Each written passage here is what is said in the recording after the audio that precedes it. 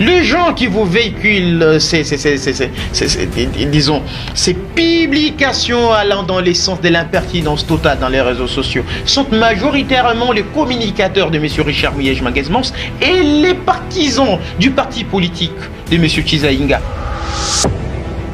L'article 28 alinéa 1er dit ceci: les gouverneurs de province et les seuls chefs de l'exécutif provincial. J'ajoute seul.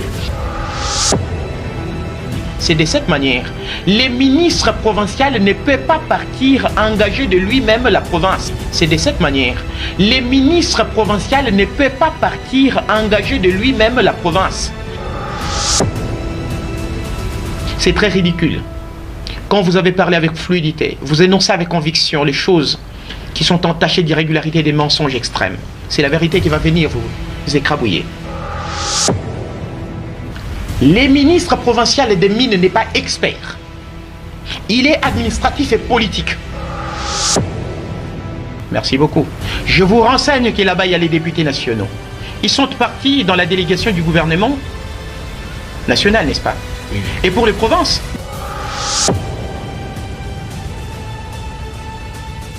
Voilà, fidèles téléspectateurs de Loloba Vérité, voici pour vous un nouveau numéro de Loloba Vérité, une émission qui aujourd'hui parle d'elle et fait parler d'elle. C'est quoi Loloba Vérité? C'est vous donner l'information à la source, la vraie. C'est celle que nous voudrons bien que vous puissiez commencer à consommer chaque fois. Loloba Vérité aujourd'hui reçoit pour vous un habitué, c'est un habitué de cette émission, il s'appelle Brunel Kachi, il est communicateur de Madame le Gouverneur ici en province. Nous disons Brunel Kachi, bonjour et bienvenue dans Loloba Vérité. Merci beaucoup cher ami, merci cher Okito, je suis très content pour votre invitation et je me sens quand même honoré pour aujourd'hui. Je crois que nous serons à la hauteur de donner des informations fiables, mais aussi de mettre nos opinions sur les matières qui nous concernent. Merci beaucoup Brunel Kachi. Si vous avez donc l'habitude de suivre la Loloba Vérité ou bien si vous voulez encore suivre la Loloba Vérité, faites ceci. Vous pouvez vous abonner et partager, aimer, parce que la Loloba Vérité est là. C'est la seule manière que vous pouvez faire pour nous montrer que vous êtes en train de nous soutenir et de soutenir la Loloba Vérité. Nous disons également merci beaucoup à tous ceux qui nous suivent et qui nous encouragent à travers les messages. Les numéros, vous l'avez sur le bas de vos écrans et vous pouvez donc nous appeler n'importe quand. Nous ne sommes pas tendancieux, mais nous sommes là pour donner l'information et la vraie. Et si nous appelons quelqu'un sur ce plateau, ce n'est pas parce que nous sommes de sa tendance politique, mais plutôt parce que nous voulons éclairer l'opinion sur des questions en rapport avec la santé politique de notre province. Brunel Kachi, comment se porte la province du Lolaba? Exagérément bien. La province se porte très bien aujourd'hui, selon la question que vous venez de me poser, et je peux profiter de cette occasion pour parler des différentes réalisations rendues possibles actuellement et dans les stades où nous sommes ici, à l'intérieur de la province du Lolaba. C'est le cas aujourd'hui de la route Sandoa qui est au-delà déjà des 100 km, et cette route qui va atteindre Sandoa, un autre territoire de la province du Lolaba dans les jours qui viennent ici. Et je suis en train de rappeler ici que la route Sandoa commence, sûrement, la route Sandoa commence à partir des Kassaji jusqu'à Sandoa bien sûr, mais aussi dans les chevaliers des Sandoa, nous allons sortir là-bas à Moussumba vers Mememon, Kapanga. Et donc la circulation dans cet espace va être exagérément fluide, tel que j'étais en train de le dire ici. Et au-delà de ça, nous avons la route nationale numéro 39, dont les travaux sont au-delà des 170 quelques kilomètres.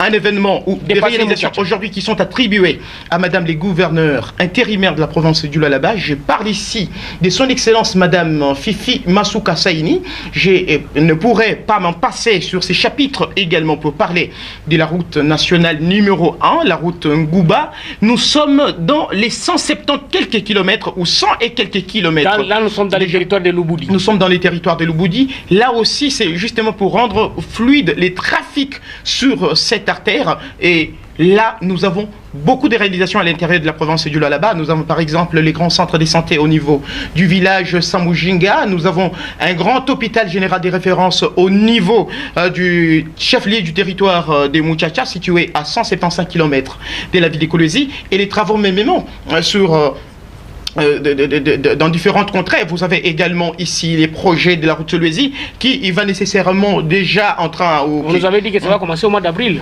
Sûrement, vous êtes journaliste du terrain et vous pouvez vous informer, vous animer une émission très populaire. Je crois quand même que vous avez l'accès aux sources de l'information. Ne vous fiez pas aux spéculations des réseaux sociaux. Vous avez nous qui sommes là. Vous avez également des cabinets dans lesquels vous avez accès. Vous pouvez partir vous renseigner pour savoir à quel niveau nous sommes avec ces projets. Alors, l'au-delà de ça, il y a plusieurs réalisations à l'intérieur de la province du Lualaba. Mais malheureusement, nous entendons. Mais malheureusement, écoutez, malheureusement, ici, nous voyons des comédiens. Il mérite d'être qualifié ainsi, qui s'autoproclament journalistes d'investigation en se fiant ou en se focalisant. Pour nos amis, nos collègues journalistes. Je suis très modeste dans les langages. Ils sont mes confrères, mais lorsqu'ils s'approprient des qualités qu'ils n'ont pas, ils méritent des qualificatifs des fois qu'ils n'honorent pas. Ce n'est pas de l'insulte, mais au moins, je voudrais dire ici qu'ils se focalisent sur la ville de Kolwezi sans pour autant parler des territoires de la province du Lualaba. La province du Lualaba n'est pas Kolwezi. La province du Lualaba, c'est aussi les 5 territoires. Et dans les 5 territoires, nous y étions, nous avons entendu la population demander que parce que ça empêchait même les transports des marchandises, je peux dire, des nourritures minji qu'on a toqué à l'intérieur de la province, d'où il fait que mon centre-ville, à ma ville, il y a Kolwezi. Mon grand centre. Tellement balabala est impraticable, il n'a tout qu'à miscellé. Et même d'autres de nos députés qui sont élus à l'intérieur de la province là, si je crois quand même que vous pouvez également échanger avec eux, ils peuvent vous témoigner que j'ai dit c'était vraiment impossible d'atteindre leur circonscription électorale avec des véhicules. Des fois, ils partaient à moto. J'étais parti, j'ai vu même l'école de notre député ici, Dochi, de Donachimbo. Je crois quand même qu'il peut être mieux placé pour vous parler de l'état piteux dans lequel se trouvait cette route et qu'actuellement, je suis en train de l'informer aussi parce que je crois quand même que ça fait beaucoup de temps qu'il n'a pas été là-bas. Et il peut se déplacer actuellement, même avec les Carina, à partir des Kassaji jusqu'à Sando. Déjà, je crois qu'ils vont atteindre Sando. Nous allons devoir chercher à... C'est vraiment très bien, mais comme moi, je suis venu de là, les travaux étaient déjà au niveau du village de Mouinitiji, mais les travaux ont déjà avancé. Merci beaucoup, M. Brunel, de nous informer sur cette partie. Nous voudrions aussi vous parler... Et vous avez demandé également les chantiers dans la province du Lualaba. Tout va bien, tout va bien. Vous êtes... Lualaba Vérité va tourner une émission sur terrain. Vous allez rentrer et vous nous donnerez raison. Merci beaucoup, M. Brunel. Mais actuellement, comment est l'atmosphère entre les ministres et Madame le gouverneur intérimaire? Parce qu'il y a des ministres qui se plaignent. Vous avez vu, si je prends ici le cas des ministres en charge de mines, ici en province, il se plaint qu'il y a extirpation des pouvoirs dans son secteur, tout ça, tout ça. Vous avez vu la lettre sur les réseaux sociaux. Écoutez. Et comment prenez-vous cette situation? Comment est-ce que vous pouvez aborder ce sujet? Parce que nous avons vu un ministre écrire le même jour, la lettre tombe sur les réseaux sociaux. Je crois que je ne suis pas venu ici pour faire ce que je peux dire culte des personnalités ou encore étaler ma nudité scientifique sur la place publique. Je suis un monsieur qui ne parle que quand il est nécessaire ou quand c'est important. Vous m'avez reçu en casquette de communicateur de l'autorité provinciale. Je n'ai pas été donné ces mandats de parler de ces sujets ici parce que je crois pertinemment que c'est un sujet qui cadre avec l'administration de la gestion de la chose publique, mais aussi une affaire interne. J'ai étudié la correspondance administrative, je sais qu'il y a des normes à observer, mais je crois que, parce que vous m'avez posé cette question, je ne parlerai pas en quelque sorte d'une manière qui soit irréfléchie, mais je vais parler d'une manière qui soit exagérément étudié et qui rencontre les savoirs. Il y a ceci. Lorsqu'une correspondance, nous avons étudié cela dans des bonnes écoles d'ailleurs, lorsque une correspondance administrative est adressée à son chef hiérarchique, doit jouir de ce que l'on appelle la discrétion et ou les secrets professionnels. Vous vous adressez à votre chef. Vous comprenez? C'est à tort aujourd'hui que nous voyons des fois les services courriers fuiter les informations censées avoir un caractère secret. Vous comprenez? Mais les canaux par lesquels les ministres communiquent avec son gouverneur. Écoutez. Et c'est les réseaux sociaux. Lorsque j'ai vu cette correspondance, comme tout citoyen dans les réseaux sociaux, je me suis dit, ça pourrait être du fake news, ou ça pouvait être du fake news. Mais j'ai vu par après que les militants du parti politique, cher à son excellence, monsieur le ministre des Mines, lorsque j'ai vu ces derniers en train de partager massivement cette correspondance, et en train de commenter négativement et faire des publications allant dans les sens d'attaquer le gouvernement provincial, avec chef, les gouverneurs de province, son Excellence Madame Fifi Maskoua Saini, j'ai compris qu'il y avait un goût sur roche. Mais ici, je crois que je ne peux pas plus commenter. Mais je vais relever quelques failles. Ça pourrait servir aussi aux autres. Et vous reprochez à cette lettre. Mais aussi, je vais rectifier dans vos phrases des interrogatoires, mais qu'il y avait une phrase affirmative où vous avez dit qu'apparemment il y a des ministres qui se plaignent. Non. S'il y a un ministre qui se plaint, c'est peut-être... Il est le seul qui se plaint. Sûrement. Dans les stades où nous sommes.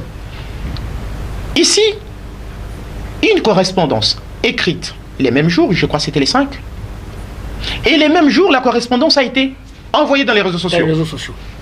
Et quand vous analysez la forme de la lettre, qui ne respecte,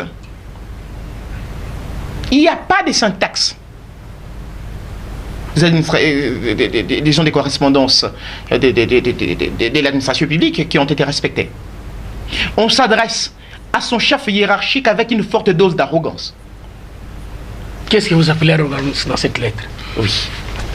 Quand l'on s'adresse à son chef pour dire, vous accusez son soi-disant ou son conseiller ou directeur de cabinet ou assistant, l'imprécision. Vous comprenez? C'est-à-dire qu'on ne sait nullement pas contre qui. Mais c'est vrai parce qu'il est en train de se demander dans la lettre si madame le gouverneur, le vice-gouverneur a le droit d'avoir un directeur de cabinet. Sûrement. Il y a ceci. Nous sommes dans un contexte où nous ne devons pas ici donner poids aux insuffisances intellectuelles. Je ne parlerai pas de notre ministre, je ne parle pas de lui ainsi. Je suis dans la généralité. C'est nous qui devons analyser ça. Et je suis en train de dire ceci.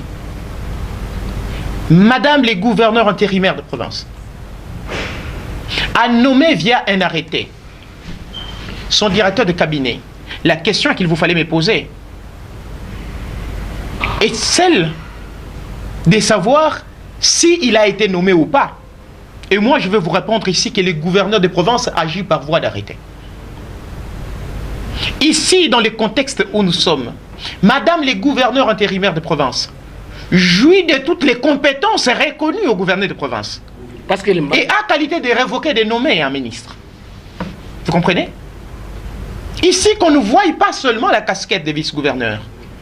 Nous devons ici rappeler une chose. La loi sur la libre administration de province, je crois que c'est l'article 11, si je ne m'abuse pas, qui parle de l'élection du gouverneur et son vice, qui sont tous élus pour un mandat de 5 ans, et renouvelable une seule fois. Vous comprenez? Celui-ci, où le vice-gouverneur a été mis là-bas, dans le cadre de ce que nous appelons la suppléance légale. Et les gouverneurs jouissent de toutes les compétences quand le titulaire est empêché. Vous comprenez? Vous pouvez continuer avec les... Et donc, ce sont des impertinences qui ont été cautionnées malheureusement par son Excellence Monsieur le Ministre des Mines dans cette correspondance. Je ne suis pas appelé à analyser ça. Je n'ai pas reçu mandat, mais je crois quand même qu'au nom de ma qualité citoyenne, j'en ai droit. Vous comprenez?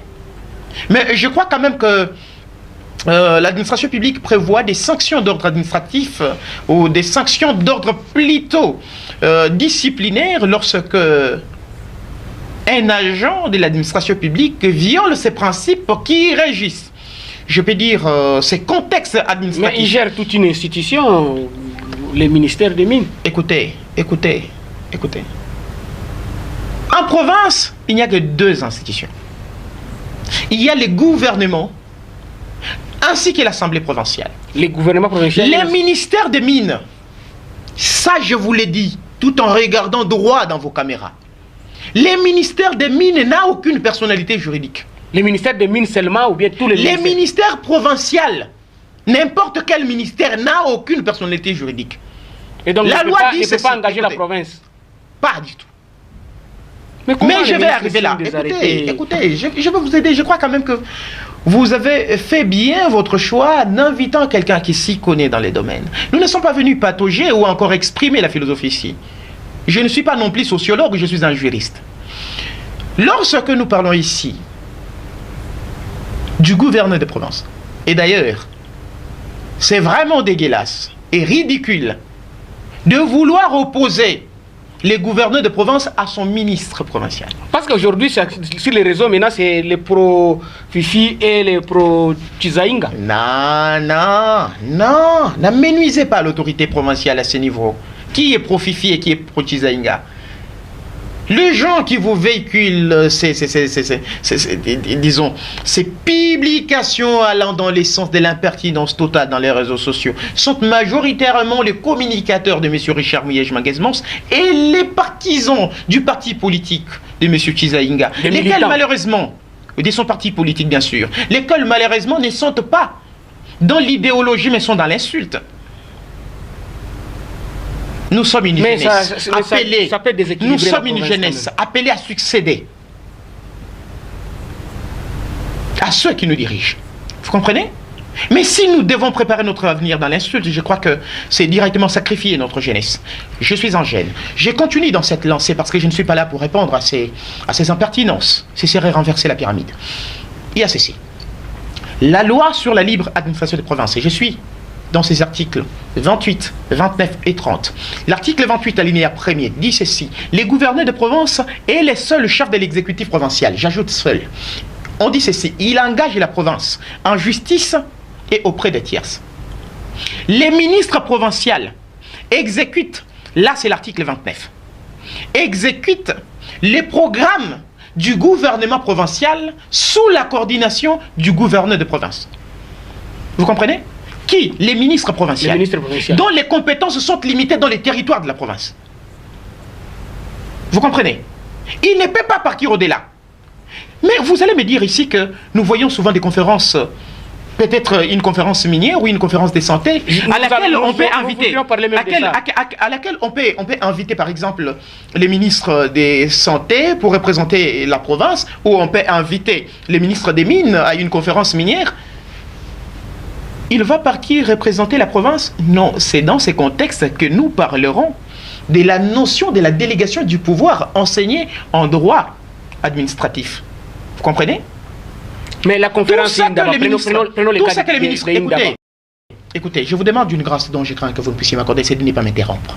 Je me perds souvent quand vous m'interrompez. Il y a ceci. Quand les ministres peut partir représenter la province. Vous n'avez jamais vu un ministre de la Santé partir dans une affaire de tourisme, par exemple, représenter son collègue empêché?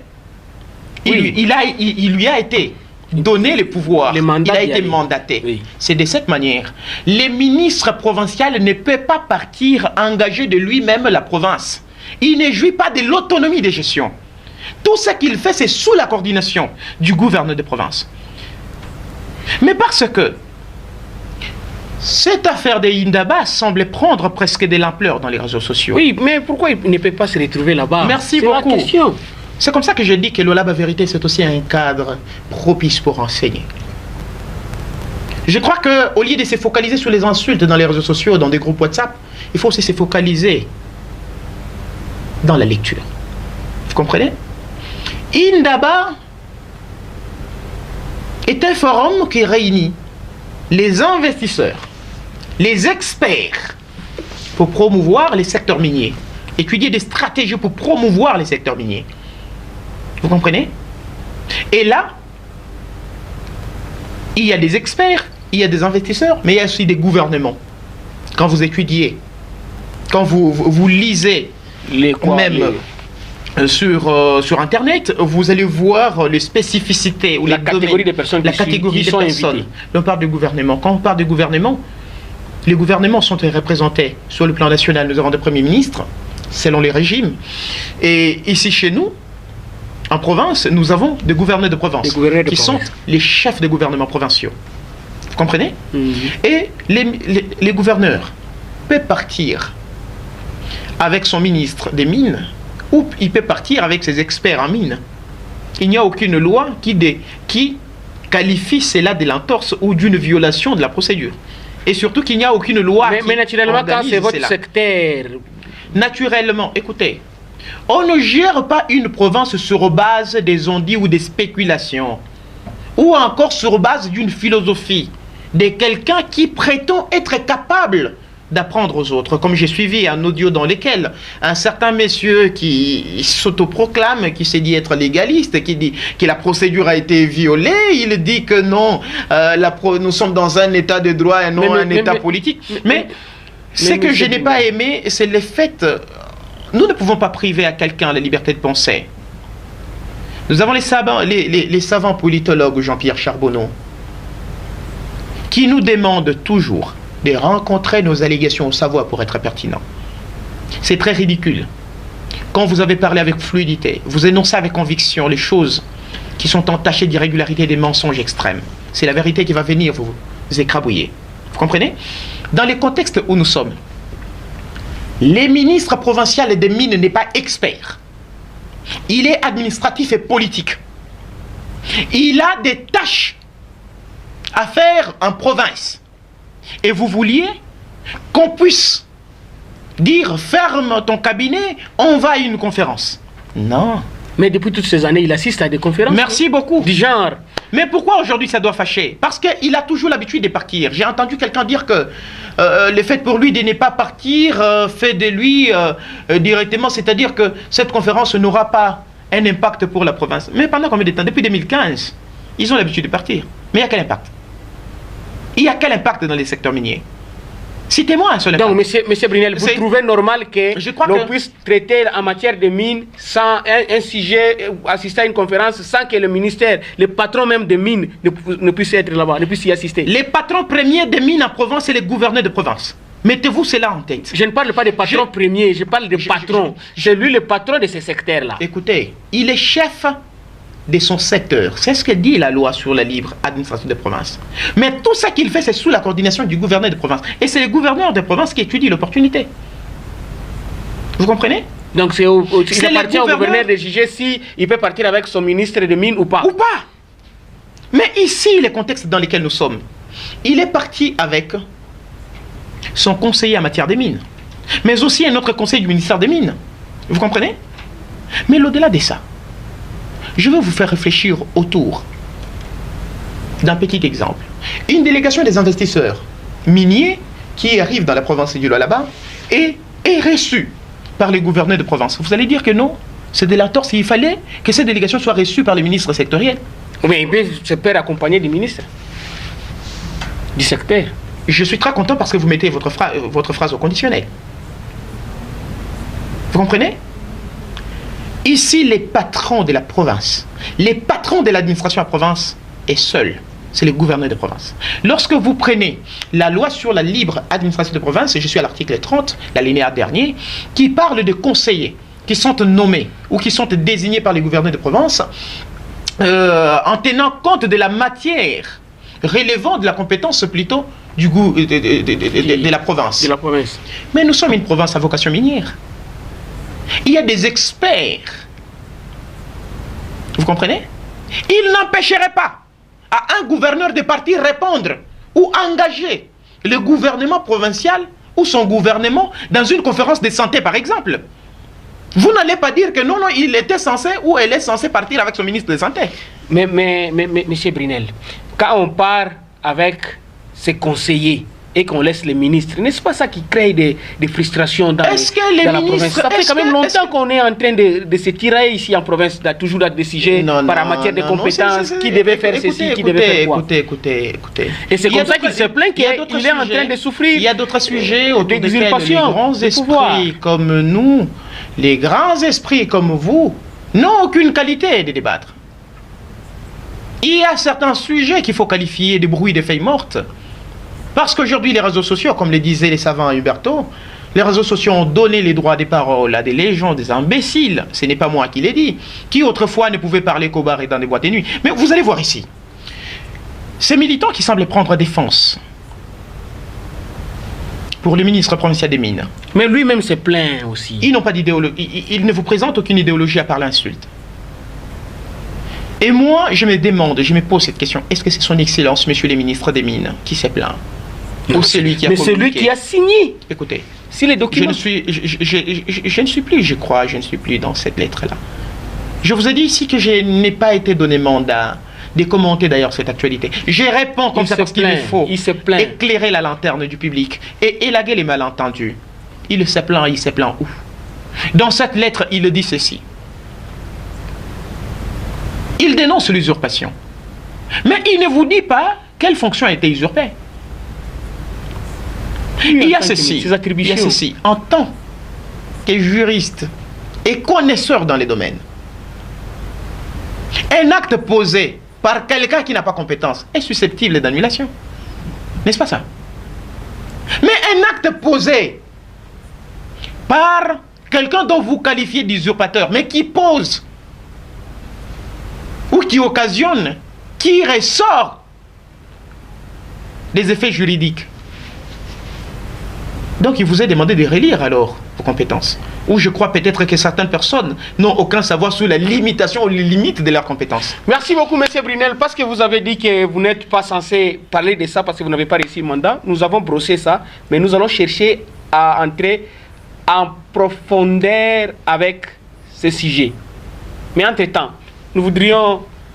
Et peut-être parce qu'il y a également des députés qui sont partis là-bas. J'ai vu même les gens dire ici que non, les députés n'avaient pas qualité d'y aller. Oui, mais tout ça quand même, voilà. C'est comme ça que je dis que... Le ministre est resté, mais on a pris les députés, ils sont partis. L'Oualaba Vérité est une école. Les émissions doivent avoir un caractère pédagogique. Ne ramassez pas n'importe quel militant qui va venir vous faire ici les sacaillons ça. Prenez les gens qui vont venir ici vous réfléchir avec la crise. Allez-y parce que on ne réfléchit pas avec les gens. Il y a ceci. Les secteurs miniers est régi par quelle loi dans notre pays? Nous avons les codes miniers, n'est-ce pas? C'est les codes miniers. Et les codes miniers ont été légiférés par qui? Par les députés. Merci beaucoup. Je vous renseigne que là-bas, il y a les députés nationaux. Ils sont partis dans la délégation du gouvernement national, n'est-ce pas? Oui. Et pour les provinces, les gouverneurs agissent par voie d'arrêté. Les députés provinciaux, pour accompagner la démarche fluide, l'exécution fluide des affaires à l'intérieur de la province ou dans ces secteurs, agissent par quelle voie? Voie d'édit. N'est-ce pas ça? Pas les édits. Il faut que ces gens puissent commencer à être associés à ces délégations pour qu'ils prennent connaissance de ce qui s'est fait là et ils reviennent avec toutes les ambitions possibles et la détermination d'accompagner le gouvernement provincial. Mais j'ai entendu quelqu'un dire ici que non, c'est presque les mêmes députés qui partent.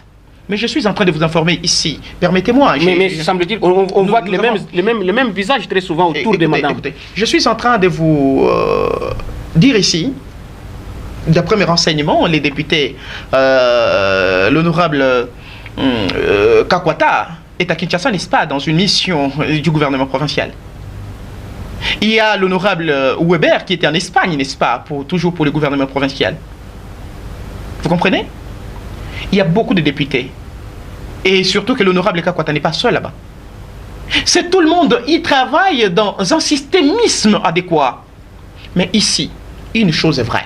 Nous ne pouvons pas laisser ou permettre à ce que la gestion de la province soit édictée, où les règles devant organiser la gestion de la province soient édictées par la rue. Merci beaucoup, M. Brunel. Seule la loi réglemente ces secteurs.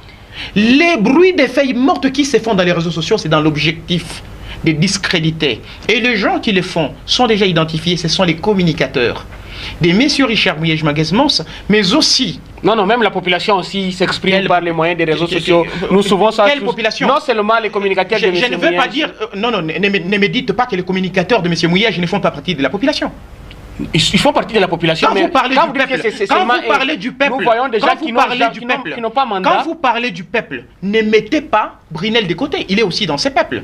C'est comme ça que je suis en train de vous dire que nul n'a mandat d'engager la population. Merci beaucoup, M. Brunel. C'était un plaisir de vous avoir sur ce plateau. Nous sommes là et nous allons continuer avec ce dossier de la lettre de M. le ministre, son Excellence. Et surtout, nous devons saluer quand même cette gestion qui prend vraiment de l'envol du jour les jours ou au jour les jours. Merci, M. Brunel. La gouverneure la vérité vous promet un prochain numéro qui va devoir scruter vraiment de manière très approfondie la lettre de M. le ministre en rapport avec l'extirpation dans laquelle plutôt il est en train de faire de déplorer une situation qu'il trouve anormale. Nous sommes libres de les faire et si nous vous appelons, donnez-nous au moins la chance de venir répondre. Parce que la vérité, ce n'est pas une tendance. Merci beaucoup. Pas un mot de la fin. Merci beaucoup d'avoir suivi cette émission et nous vous disons merci et à la prochaine.